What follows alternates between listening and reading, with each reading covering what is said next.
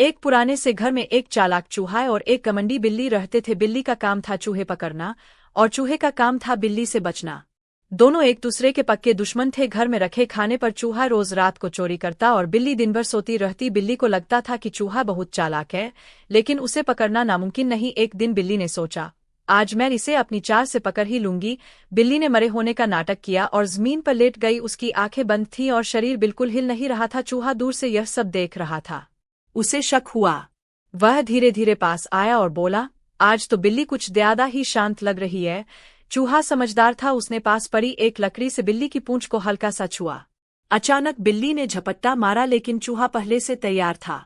वह फुर्ती से भागकर अपने बिल में घुस गया। बिल्ली खाली हाथ रह गई। चूहा बिल से हंसते हुए बोला, जो हमेशा धोखा देता है उस पर भरोसा करना मूर्खता है।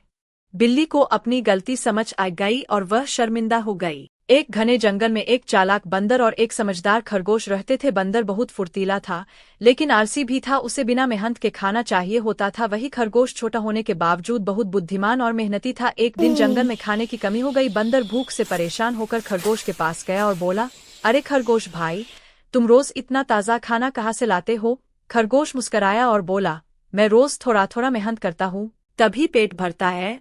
बंदर को मेहनत करना पसंद नहीं था। उसने सोचा कि खरगोश को बेवकूफ बनाकर उसका खाना ले लिया जाए। उसने कहा, चलो दोस्ती में आज अपना खाना मुझे दे दो, कल मैं तुम्हें दोगुना दूंगा।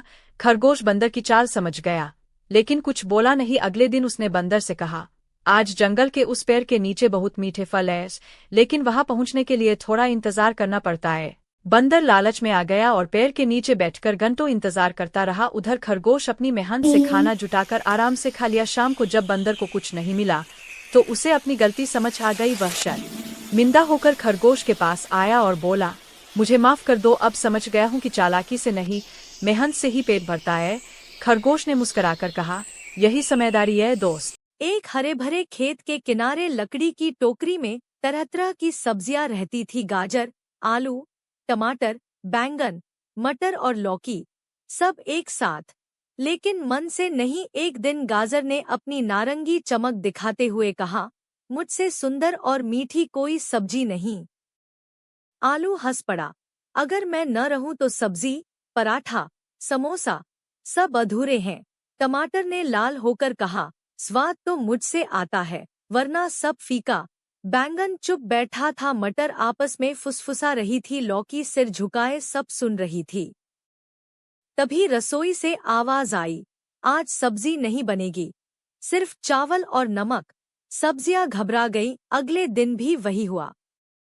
फिर उसके बाद भी तीसरे दिन बैंगन बोला, शायद हम सब अलग अलग होकर ही बेकार हैं।